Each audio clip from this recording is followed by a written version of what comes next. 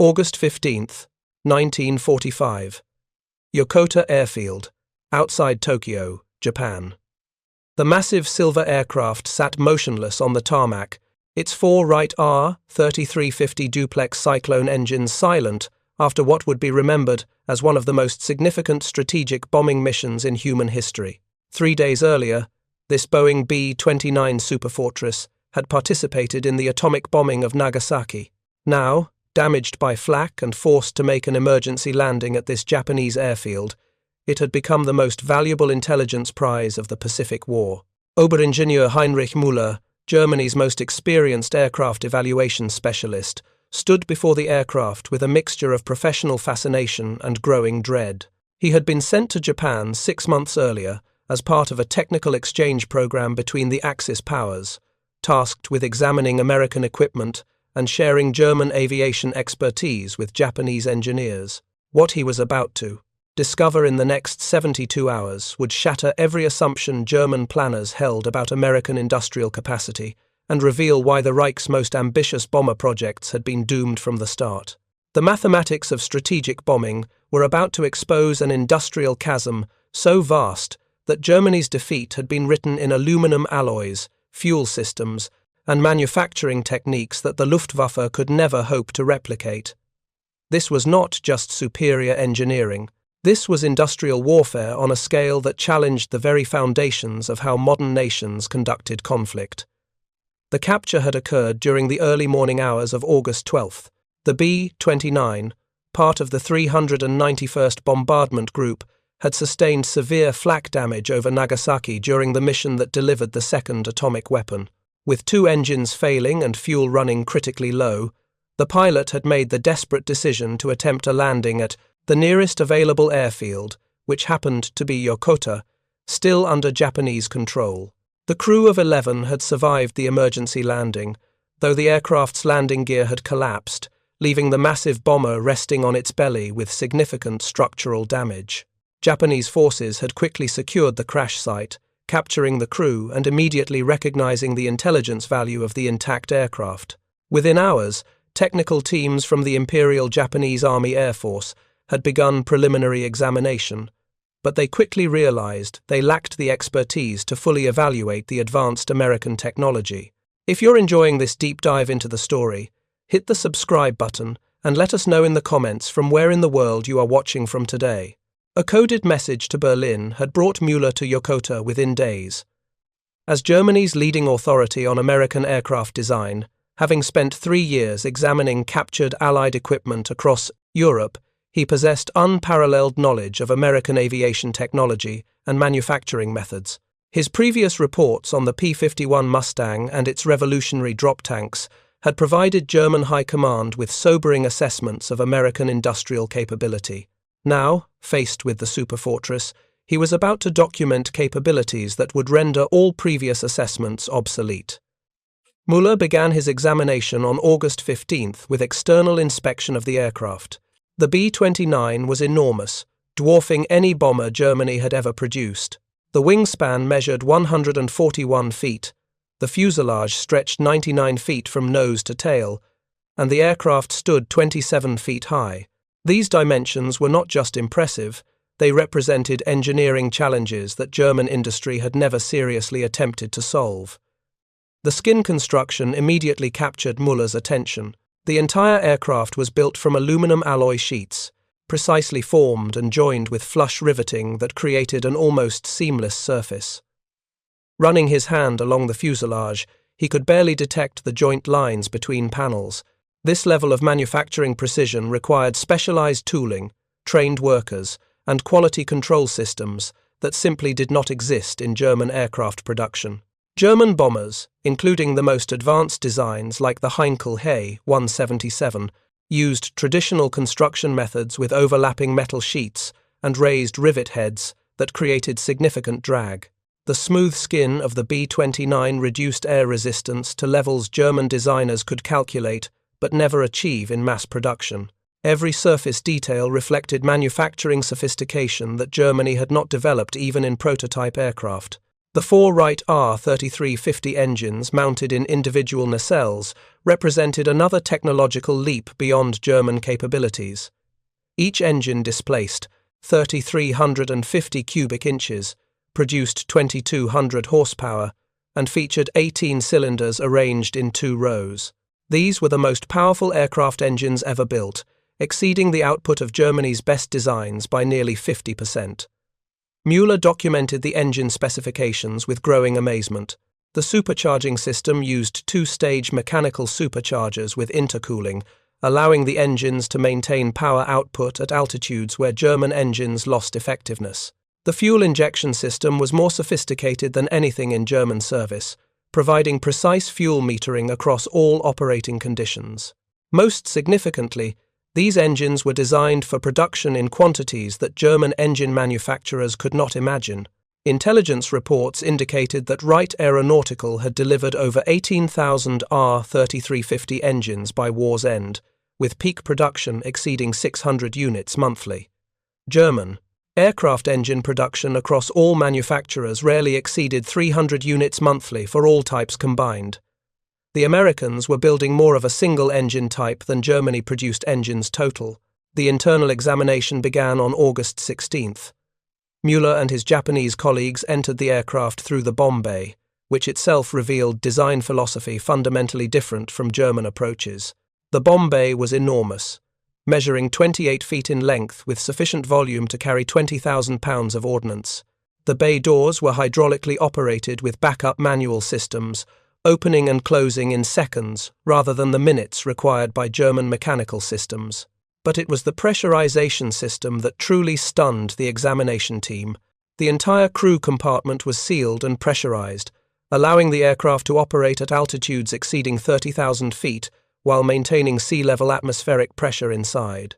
German high-altitude aircraft required crew members to wear oxygen masks and heavy protective clothing, limiting their effectiveness and endurance. The B-29 crew operated in shirt sleeves at altitudes where German bomber crews would be unconscious within minutes. The pressurization system itself was a marvel of engineering complexity. Electric compressors driven by engine accessories maintained cabin pressure automatically. Relief valves prevented overpressurization. Heating systems kept the interior comfortable despite outside temperatures of -60 degrees Fahrenheit. The entire system was designed for reliable operation over missions lasting 12 to 15 hours, far exceeding the endurance of any German aircraft. Müller examined the crew positions in detail. The pilot and co-pilot stations featured complete duplicate flight instruments, engine controls, and navigation equipment. Every critical system had backup controls and alternative power sources. The flight engineers' station included monitoring equipment for dozens of engine and aircraft systems, with automatic warning systems that alerted the crew to any malfunction. German bombers typically had minimal instrumentation and required constant attention from crew members to monitor engine temperatures, fuel levels, and system status. The B-29 automated most monitoring functions, freeing the crew to focus on navigation, target identification, and defensive actions. This automation required sophisticated electrical systems, precision instruments, and manufacturing quality that German industry struggled to achieve even in small quantities. The defensive armament revealed another dimension of American technological superiority. The B-29 mounted 12 50-caliber machine guns in 4 remotely controlled turrets, plus a tail gunner position with 2 additional guns and a 20mm cannon. The remote control system allowed gunners to operate turrets located throughout the aircraft from centralized fire control stations. Each turret was equipped with analog computing systems that automatically calculated lead angles, range corrections, and ballistic solutions. Gunners simply placed their sights on target aircraft, and the computer systems adjusted gun pointing to compensate for aircraft speed, target motion, altitude, and atmospheric conditions. This fire control technology exceeded anything Germany had developed for ground-based anti-aircraft guns, yet the Americans had miniaturized it for installation in aircraft produced by the thousands. The navigation equipment discovered in the aircraft provided the clearest indication of American industrial sophistication. The B-29 carried multiple redundant navigation systems, including radio compass, radar altimeter, ground mapping radar, and celestial navigation equipment. The radar systems were particularly advanced, using microwave frequencies and pulse techniques that German radar development had only begun to explore.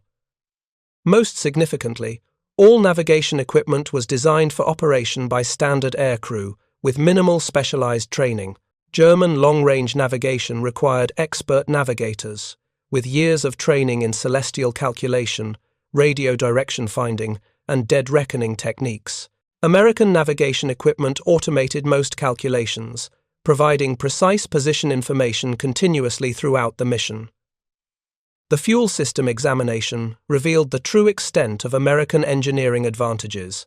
The B-29 carried 6,600 gallons of aviation gasoline in multiple wing tanks and fuselage tanks with electric boost pumps, automatic fuel transfer systems, and sophisticated fuel management controls. The entire system was designed for reliable operation over missions lasting up to 16 hours, with fuel capacity sufficient for round-trip flights exceeding 3,000 miles. German bombers of comparable size carried less than half the fuel load and lacked automated fuel management systems. Long-range missions required constant attention from flight engineers who manually transferred fuel between tanks, monitored consumption rates, and calculated remaining range. The B-29's automated systems maintained optimal fuel distribution without crew intervention, allowing longer missions with reduced crew workload. But it was the manufacturing evidence that provided the most sobering revelations. Every component in the aircraft bore evidence of mass production techniques that Germany had never achieved. Electrical connectors were standardized across all systems. Hydraulic fittings used common thread standards. Even screws and bolts followed unified specifications that allowed complete interchangeability. Part numbers were stamped on every component with production dates, manufacturer codes, and quality control markings that indicated systematic tracking throughout the manufacturing process. Mueller found components produced by dozens of different subcontractors scattered across the United States, all meeting identical specifications that allowed seamless integration into the final aircraft. The production evidence told a story of industrial organization beyond German comprehension. Boeing had built 3 primary assembly facilities for B-29 production in Wichita, Kansas, Renton, Washington, and Marietta, Georgia. Additional aircraft were produced by Bell Aircraft in Georgia and Glen Martin in Nebraska. Peak monthly production across all facilities exceeded 360 aircraft, with over 3,900 B-29s completed by war's end. This production rate required a supply chain involving thousands of subcontractors, producing everything from engine components to radio equipment to specialized instruments. The Wright R-3350 engines were built in multiple factories, with components sourced from suppliers across the industrial Midwest. Propellers were manufactured by Hamilton Standard and Curtiss-Wright. Landing gear came from Cleveland Pneumatic Tool Company. The entire system represented industrial coordination on a scale that no other nation had attempted. Mueller's preliminary report to Berlin, transmitted through Japanese diplomatic channels, documented these findings in devastating detail. The B-29 represented not just advanced technology, but a fundamental transformation in how aircraft were designed, built, and operated. Every aspect of the aircraft reflected American industrial philosophy: standardization for mass production, automation to reduce crew training requirements, redundancy to ensure mission completion, and manufacturing quality that made complex systems reliable under combat conditions. The report estimated that Germany would need to build at least 50 new specialized factories, train over 200,000 additional workers, and invest resources equivalent to the entire annual Luftwaffe budget to establish B-29 production capability. Even then, Germany lacked the raw materials, particularly high-grade aluminum and strategic alloys, necessary for such an undertaking. More critically, the B-29's combat radius of over 1,500 miles with maximum bomb load made it capable of reaching any target in Europe from bases in England, North Africa, or the Soviet Union. No German city, industrial facility, or military installation was beyond its reach. The aircraft could attack targets deep in the Reich and return to base with fuel reserves, something no German bomber could achieve, flying from German bases to targets of comparable distance. The technical analysis continued on August 17th, with detailed examination of the aircraft's most closely guarded secrets. Mueller and his team had gained access to the bomb bay equipment, navigation systems, and flight controls that revealed the true scope of American strategic bombing capability. What they discovered would fundamentally alter their understanding of industrial warfare and the mathematics of global conflict. The bomb bay configuration told the story of American strategic thinking with devastating clarity. The aircraft was equipped with standardized bomb racks capable of accommodating various ordnance types, from conventional high-explosive bombs to incendiary clusters to the revolutionary atomic weapons recently deployed over Hiroshima and Nagasaki. The flexibility of the system meant that a single aircraft type could perform multiple mission profiles without modification. German bombers, in contrast, typically required specific modifications for different ordnance types. Changing from conventional bombs to specialized weapons meant hours of reconfiguration by trained ground crews.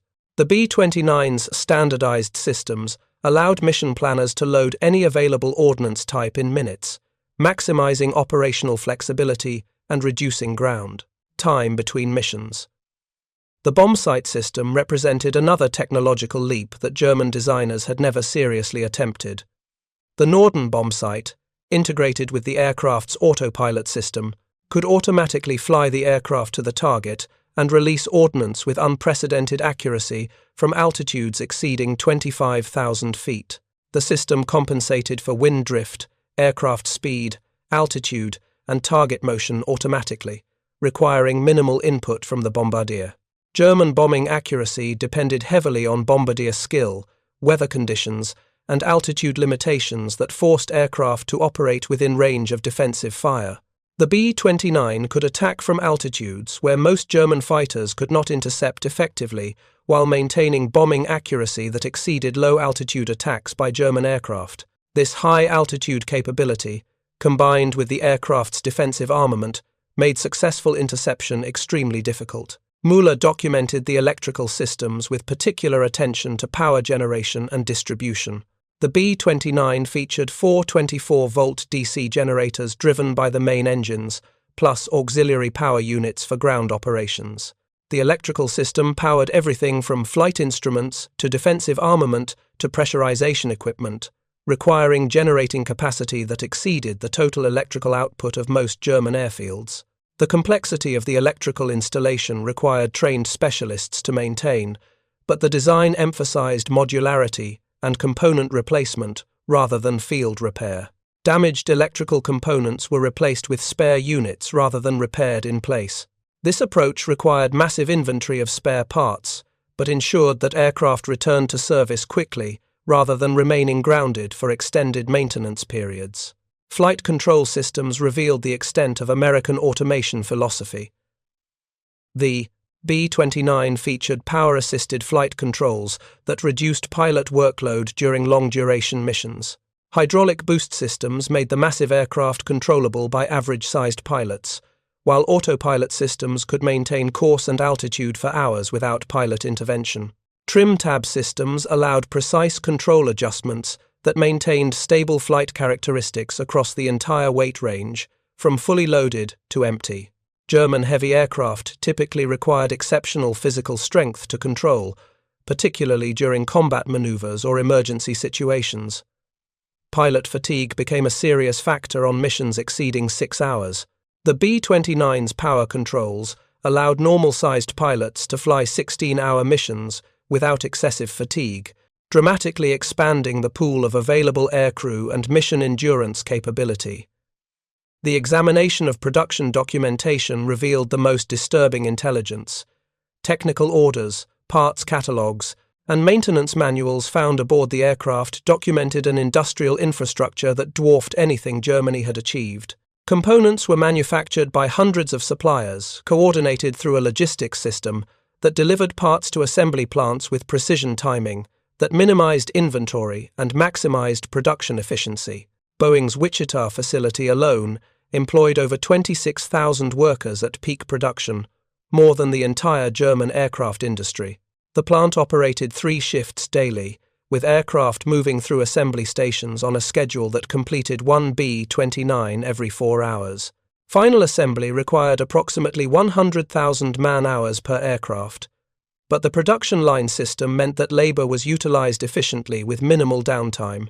The supply chain supporting B-29 production encompassed the entire continental United States. Wright engines were built in Ohio and New Jersey. Hamilton Standard propellers came from Connecticut. Landing gear was manufactured in Ohio. Radio equipment originated from multiple suppliers in Illinois, New York, and Massachusetts. Coordinating this geographically dispersed production network required communication and transportation systems that Germany had never developed. Most significantly, the entire production system was expandable. American industrial planners had designed B-29 manufacturing with capacity for growth that could have supported production rates exceeding 500 aircraft monthly if required. Additional assembly plants could have been constructed in months rather than years, using standardized tooling and proven manufacturing procedures. The system was limited not by industrial capacity but by strategic requirements and resource allocation decisions. If you find this story engaging, please take a moment to subscribe and enable notifications. It helps us continue producing in-depth content like this. Intelligence. Reports indicated that American B-29 production had been deliberately limited to support other aircraft programs and conserve resources for post-war requirements. The United States possessed sufficient industrial capacity to produce B-29s at rates that would have overwhelmed any conceivable defensive response, but chose to balance bomber production with fighter aircraft, transport planes, and naval aviation requirements. This revelation struck Muller with particular force.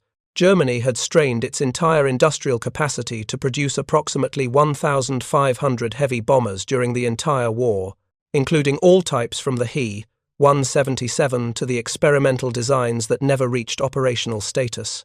The Americans had built nearly 4,000 B-29s alone, while simultaneously producing over 12,000 B-24 Liberators and over 8,000 B-17 Flying Fortresses. Total American heavy bomber production exceeded 24,000 aircraft, 16 times greater than German output. This disparity could not be explained by resource availability alone. Germany possessed substantial industrial capacity, skilled workers, and technical expertise. The difference lay in industrial organization, manufacturing philosophy, and the systematic application of mass production techniques to aircraft manufacturing. The engineering drawings and technical specifications found aboard the aircraft revealed design principles that German engineers had never seriously considered. Every component was designed for manufacturability first, performance second. Parts were standardized across multiple aircraft types to minimize tooling requirements and maximize production efficiency. Materials were selected for availability and workability rather than theoretical performance optimization. German aircraft design emphasized technical excellence and performance maximization, often at the expense of manufacturing simplicity. Each aircraft type used specialized components that required unique tooling and skilled assembly. Production rates were limited by the availability of master craftsmen and precision manufacturing equipment. Quality was maintained through individual inspection and hand adjustment rather than statistical process control. The contrast was stark and decisive. German aircraft were technical masterpieces built in small quantities by highly skilled workers. American aircraft were engineering solutions optimized for mass production by semi-skilled workers using standardized procedures. In industrial warfare, the American approach had proven decisively superior. Mueller's detailed analysis of the B-29's combat radius calculations provided the clearest indication of American strategic capabilities. With maximum internal fuel load, the aircraft could fly approximately 3,400 miles at economic cruise settings. This range allowed operations from bases in the Mariana Islands to targets throughout the Japanese home islands, from bases in England to any location in Germany, and from bases in the Soviet Union to industrial targets deep in Manchuria. No location on Earth was beyond the reach of American strategic bombers operating from captured or Allied bases. The global reach of American air power, combined with the industrial capacity to sustain operations at any required tempo, had fundamentally altered the nature of warfare. Geographic barriers that had protected nations throughout history were obsolete when faced with aircraft capable of transcontinental range. The defensive implications were equally sobering. Intercepting B-29 formations required fighter aircraft capable of sustained operations above 25,000 feet, sophisticated radar networks for early warning, and coordination systems that could vector interceptors to precise intercept points across vast distances. Germany possessed none of these capabilities, at the scale required to defend against sustained B-29 operations. Even if Germany had developed adequate interceptor aircraft, the numbers required to defend the entire Reich against formations of several hundred B-29s would have exceeded total German fighter production. The Americans could afford to lose aircraft in exchange for reaching targets. Germany could not afford to lose fighters faster than they could be replaced, particularly when pilot training programs could not keep pace with aircraft production. The examination of the aircraft's radar equipment revealed capabilities that placed American technology years ahead of German development. The B-29 mounted multiple radar systems, including navigation radar, bombing radar, and early warning radar for defensive purposes. The systems operated on microwave frequencies using magnetron tubes and sophisticated signal processing that German laboratories had barely begun to investigate. Most significantly, these radar systems were manufactured in quantities that allowed installation in standard operational aircraft. German radar development remained focused on ground-based installations and limited aircraft installations for night fighters. The Americans had miniaturized and mass-produced radar technology that Germany treated as experimental and scarce.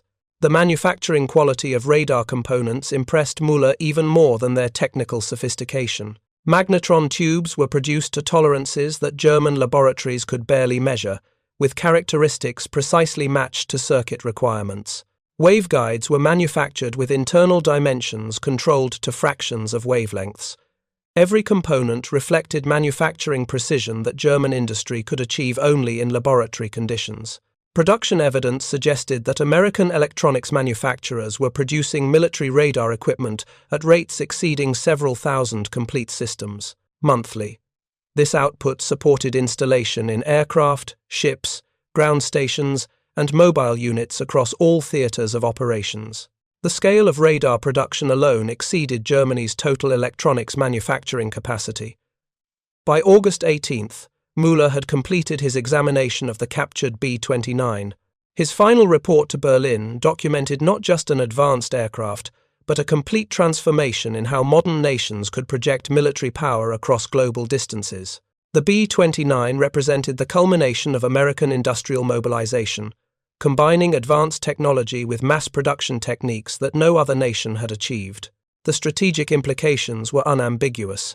Any future conflict between industrialized nations would be decided by the ability to produce and operate advanced weapons systems in overwhelming quantities across unlimited distances.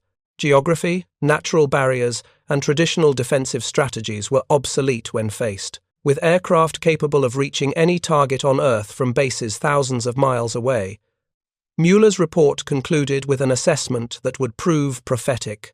He wrote that the B-29 represented the future of warfare, where victory would belong to the nation with the greatest industrial capacity to produce high-technology weapons in unlimited quantities.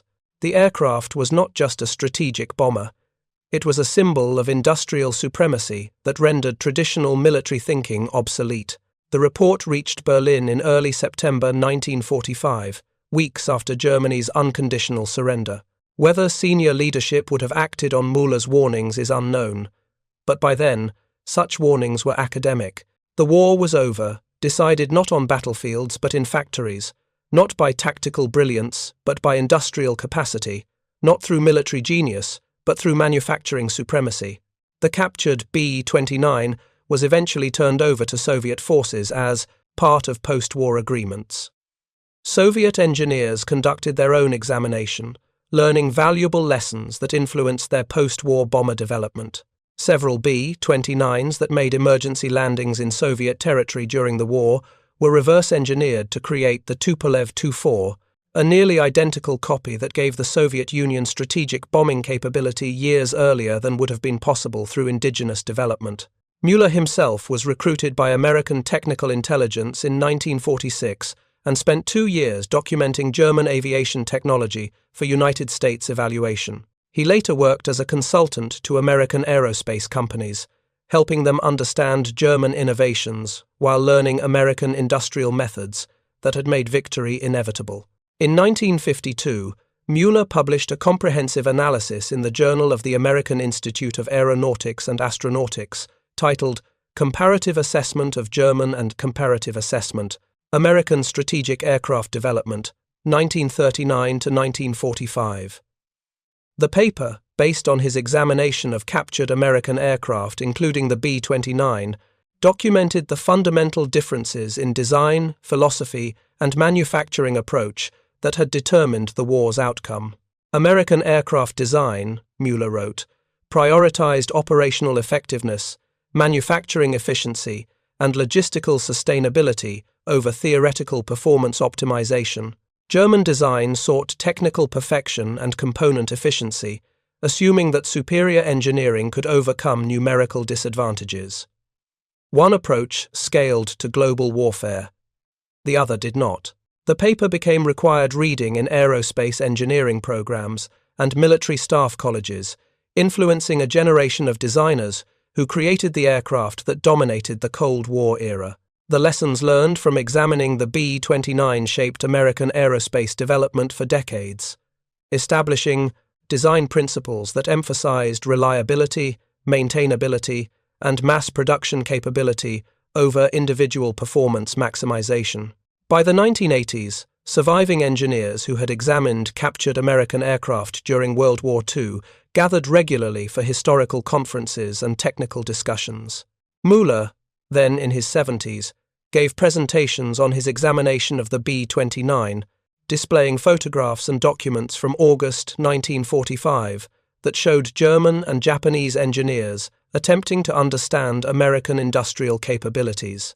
At a conference in Munich in 1987, Mueller told his audience that the moment he calculated the B-29's combat radius and understood its production numbers, he knew that traditional concepts of warfare were obsolete. No nation could defend against strategic bombing conducted at the scale and range that American industry had made possible. The B-29, he explained, was not just an AT aircraft.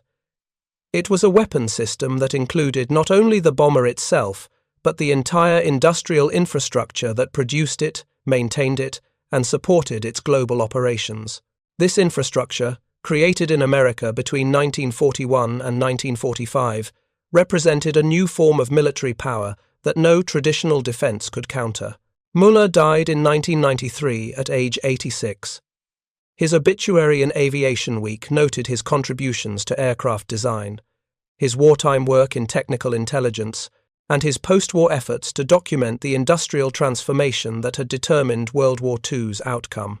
His papers, donated to the National Air and Space Museum, included over 1,500 pages of technical analysis from his examination of American aircraft. The most significant document in the collection was Mueller's personal assessment, written in August 1945, of what the B-29 represented for the future of warfare. He predicted that post-war conflicts would be dominated by nations possessing advanced industrial capacity and global reach capability. Traditional military advantages like geography, fortifications, and tactical skill would become secondary to industrial production and technological sophistication. History proved Mueller's assessment correct. The Cold War became a competition of industrial capacity, technological innovation, and strategic reach. The same American industrial system that had produced the B-29 later created intercontinental ballistic missiles, nuclear submarines, and space systems that established American military superiority for generations. The B-29 itself continued influencing military development long after the war ended. The aircraft's pressurized crew compartments, remote-controlled defensive systems, and high-altitude operational capability became standard features in subsequent bomber designs. The manufacturing techniques developed for B-29 production were applied to jet aircraft, missiles, and eventually spacecraft. More fundamentally, the B-29 established the principle that strategic warfare could be conducted at global ranges by industrial nations possessing adequate manufacturing capacity.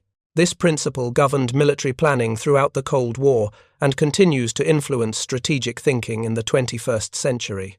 Today, the few surviving B-29s are displayed in museums worldwide as monuments to American industrial achievement during World War II. Visitors can examine the aircraft that Müller studied in August 1945, seeing the same technology that convinced German engineers that their nation could never match American industrial capabilities. The story that began with Müller examining a captured superfortress at Yokota Airfield concluded with the complete transformation of how modern nations prepare for and conduct warfare. The B-29 proved that industrial capacity, properly organized and directed, could project military power across unlimited distances with effectiveness that traditional defenses could not counter. This lesson, learned at the cost of global conflict, shaped military development for generations.